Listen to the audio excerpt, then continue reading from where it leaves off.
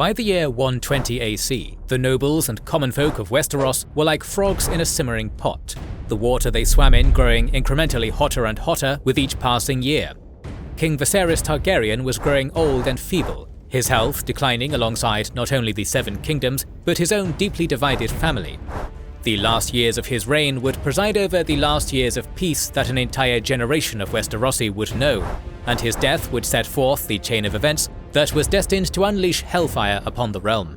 Welcome to our latest video on the Dance of the Dragons, where we will cover the final years of King Viserys' tragic reign, his death, and the opening stages of the war that would put a final end to the era of the dragons in the world of ice and fire.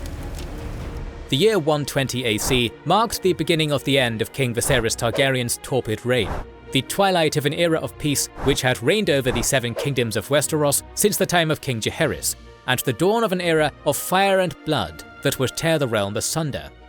120 AC is recorded in the Chronicles of Westeros as the Year of the Red Spring, due to the string of tragic deaths and accidents which exacerbated the growing divide between the Greens and the Blacks in the royal court. The first of these mishaps occurred when Rhaenyra Velaryon, the wife of Prince Daemon Targaryen, died tragically along with her unborn child due to complications at birth. Her funeral was attended by both Rhaenyra and Alicent's families, creating fertile grounds for conflict between the two hostile branches of King Viserys' household. That conflict would be brought about not by the adults but by the children, when a violent confrontation erupted between a young Prince Aemond and his nephews, Lucerys and Jaehaerys Velaryon, when the former accused the latter two of being bastards of Sir Harwin Strong.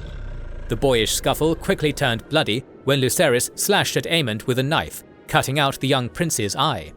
This incident fueled the simmering fires of resentment between the Blacks and the Greens.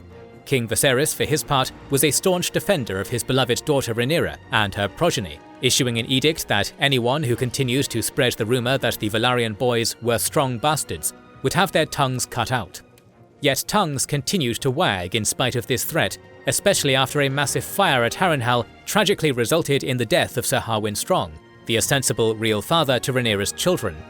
No one believed Sir Harwin's death to be an accident, but no one could agree upon whom the finger should be pointed, with accused suspects behind the murder ranging from Prince Daemon, Lord Corlys Velaryon, and even King Viserys Targaryen himself.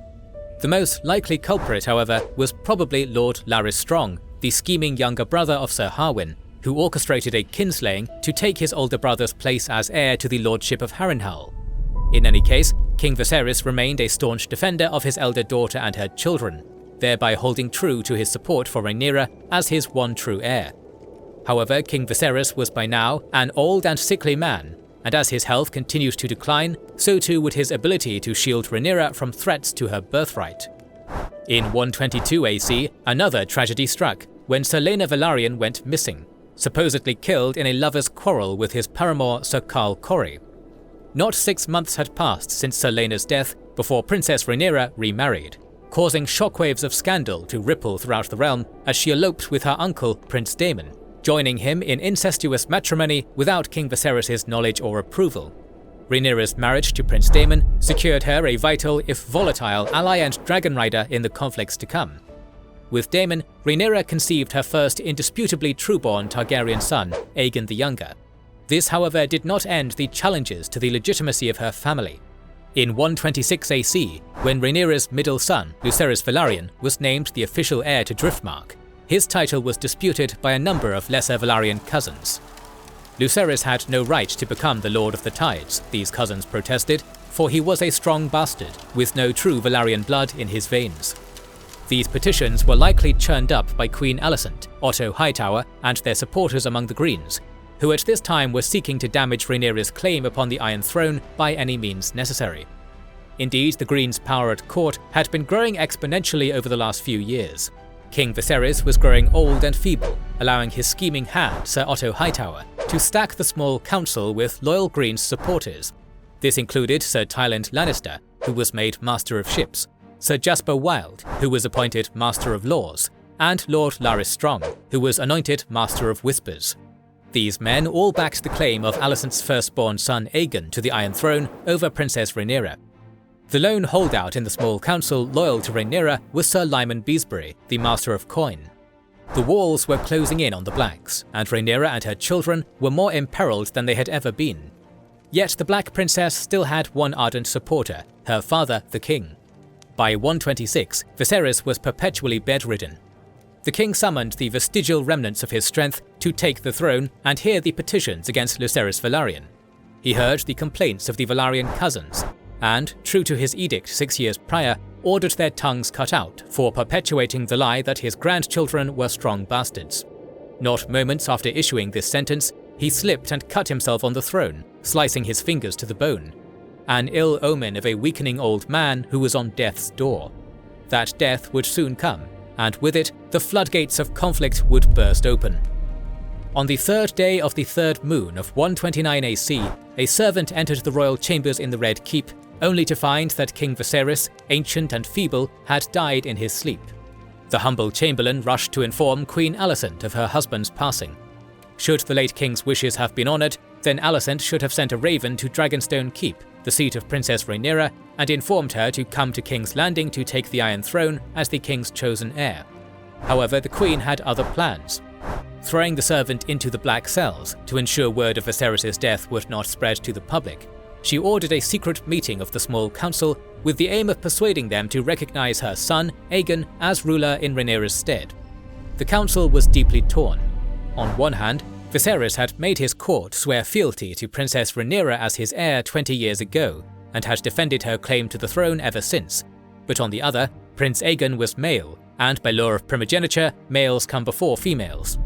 According to Septon Eustace, Sir Criston Cole made a very convincing argument on Prince Aegon's behalf when he allegedly slit the throat of Lord Lyman Beesbury, Master of Coin, and Rhaenyra's staunchest supporter within the council. Conflicting claims by the Mushroom, the Court Fool, and Grand Maester Ó'hÁinle assert that Lord Beesbury was instead dramatically thrown out of a window or tossed into the black cells and left to die there. Whatever the truth, the message was clear. There was no room for Rhaenyra supporters in King's Landing, and the small council would eliminate whoever they had to ensure Aegon was crowned king. None were more surprised by the small council's decision to crown Prince Aegon than Aegon himself, who at first was reluctant to take the crown, knowing it would be going against his late father's wishes. His humility was smacked out of him by his mother, who, probably correctly, convinced him that Rhaenyra was not wont to reward such loyalty, and was more likely to simply slit the young prince's throat to remove him as a threat. Thus, 7 days after the death of King Viserys, King Aegon Targaryen, second of his name, ascended unto the Iron Throne of Westeros. Days later, word of this reached Princess Rhaenyra in Dragonstone. Presently pregnant with her fourth child, the shock of Alicent's betrayal induced her to miscarry the baby. This tragedy, however, was not enough to deter Rhaenyra from claiming her inheritance. At Dragonstone, she gathered her loyal supporters and formed a new government, the Black Council, who proclaimed her as Queen of the Seven Kingdoms in open contention against the newly crowned King Aegon. Thus, war was on. A war that would leave Westeros bathed in fire and ruin, as a brother and sister shed the blood of thousands over a dynastic spat, which in turn would see the power and prestige of House Targaryen take a fatal blow, from which it would never recover.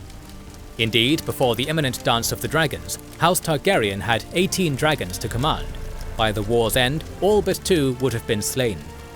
While lords and notables from across Westeros' many noble houses would inevitably involve themselves in the war between King Aegon and Princess Rhaenyra, the Dance of Dragons was at heart an intradynastic dispute.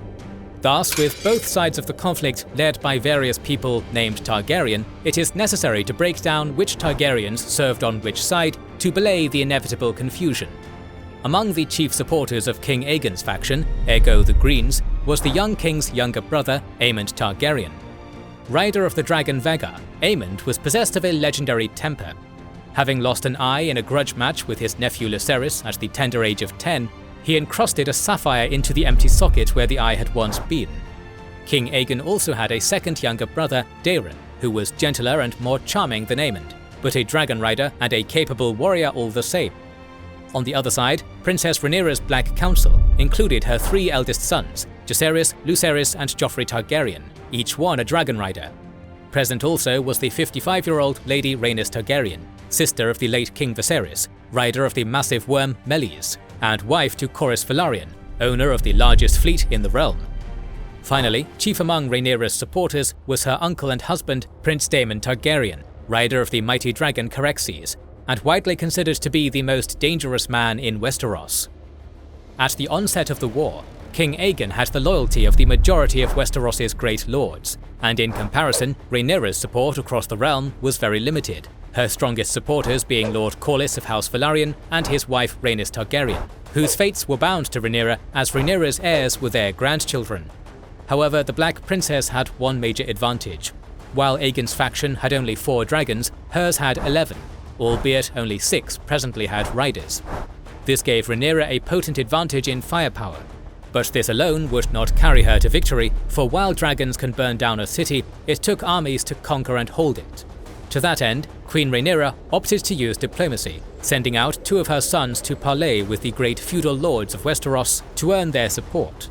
In the Eyrie, White Harbour and Winterfell, Prince Viserys found success, and the Arryns of the Vale pledged their loyalty to Rhaenyra, as did the Starks of Winterfell and their prosperous Manderley allies. However, when the Black Princess's middle child, Lucerys, arrived upon the lands of the Baratheons atop his dragon Arrax, he did not find himself so lucky. When granted an audience in Storm's End, he found the Lord, Borys Baratheon, flanked by none other than Aemond Targaryen, standing stoically at the Stormlord's side. The Baratheons had already declared for King Aegon. Aemond drew his sword and advanced upon Lucerys. Lifting his eye patch to reveal the sapphire embedded in his eye socket, he proclaimed that his nephew owed him a debt that he would now repay, an eye for an eye. A tremoring Lucerys retorted that he had come as an envoy, not a warrior, and refused to fight Aemond. Borys begrudgingly acknowledged this and ordered Aemond to stand down, insistent that the law of hospitality not be violated in his home. Nevertheless, Lucerys had no reason to stay any longer. With his diplomatic mission a failure, the young princeling mounted himself atop Arrax and began the flight back to Dragonstone. He would never make it. Although the ancient laws of hospitality had bound Prince Aemond from extracting his pound of flesh within Storm's End, no such laws fettered him in the skies. As a storm raged over Shipbreaker Bay, another pair of bronze wings cut through the din. Aemond, riding atop his massive worm Vhagar, had descended upon his prey. What followed was more a murder than a fight, for Vhagar was a much bigger dragon than Arrax, and Aemond a much more skilled rider than Lucerys. 3 days later, the scaled body of Arrax and his young rider washed up on the beach outside Storm's End. To this day, the chroniclers of the realm debate upon Aemond's intentions on that ill-fated day in the tempestuous skies over the Stormlands. Some claim that the one-eyed prince truly meant to murder his nephew. Others claim that Aemond sought only to torment Lucerys, but lost control of Vhagar, who devoured young Arrax and his young rider against Aemond's wishes. The court fool Mushroom is not subtle in proclaiming the intentionality in Aemond's kinslaying, insisting that Aemond even located Lucerys' corpse after the deed was done to finish his vengeance by slicing out the boy's eyes. This grotesque anecdote is predictably disputed by more reputable sources. Upon hearing of her son's death, Princess Rhaenyra collapsed into a spiral of grief, and her will to continue the fight was broken. Until, that is, 2 pieces of news arrived from her husband, Prince Daemon. Firstly, the Castellan of Harrenhal, no doubt remembering how Dragonfire had roasted King Harren in that very same castle 130 years earlier, bloodlessly surrendered the keep to the Blacks after Prince Daemon landed atop its battlements atop his hulking dragon Caraxes. This put the most important castle, and by extension most of the Riverlands, under Rhaenyra's control. Secondly, word had also reached Daemon of Lucerys' death, and he promised that he would avenge the boy. To that end, Daemon reached out to 2 old contacts of his in King's Landing, a former sergeant in the City Watch, known by the alias of Blood, and a rat catcher who worked in the Red Keep, known by the alias of Cheese. These 2 humble, low-born lowlifes would be the Black Council's instrument of vengeance. It is not entirely clear who Daemon wished for these 2 footpads to kill on his behalf. It is likely that he specifically requested the head of Prince Aemond, the man responsible for Lucerys' death. Yet the vendetta-driven Daemon's instructions were fatally unspecific. An eye for an eye, a son for a son. The implication lingered heavily in his words. If Aemond could not be found, then any royal son of House Targaryen from the Greens faction would do. As long-time servants of the royal family, both Blood and Cheese knew every nook and cranny of the Red Keep, and thus were able to sneak through the palace undetected. Unable to locate Aemond in their skulking, the two hitmen instead snuck into the royal chambers in pursuit of a far easier target, the young children of Helaena, sister queen of King Aegon. As Queen Helaena was tucking her children into bed, the two assassins burst into her chambers and barred the door behind them. They put her sons, Maelor and Jaehaerys, under knife point, and told her that in order to avenge Lucerys' death, a life was owed, and the queen had to choose which of her two sons was to be killed. Pleading for the two thugs to kill her instead, to no avail, the queen eventually cried out that Maelor, the younger of her boys, was to be struck down, perhaps because Jaehaerys was King Aegon's eldest son and heir. Upon hearing this command, blood slit Jaehaerys' throat instead. The two assassins then fled, leaving a delirious Queen Helaena lying with Maelor, who would live the rest of his life knowing his mother had chosen him to die. An eye for an eye, a son for a son. After the deaths of Lucerys and Jaehaerys, both the Greens and the Blacks had committed egregious acts of kinslaying. As a result, Princess Rhaenyra, King Aegon, Queen Mother Alicent, and all their immediate family members were consumed by grief, rage, and a bitter desire to brutally exterminate those who had wrought such misery upon them. No longer was the Dance of the Dragons a petty dynastic dispute which could be resolved with some clever politicking. Now it was a fight to the death. Our series on the Dance of the Dragons will soon continue, as open war between the Blacks and the Greens threatens to tear the realm asunder. In the meantime, we're planning to cover the battles of many other fantasy, sci-fi and space opera universes, so make sure you are subscribed and have pressed the bell button to see it. Please consider liking, commenting and sharing, it helps immensely. Our videos would be impossible without our kind patrons and YouTube channel members, whose ranks you can join via the links in the description to know our schedule, get early access to our videos, access our Discord, and much more. This is the Wizards and Warriors channel, and we will catch you on the next one.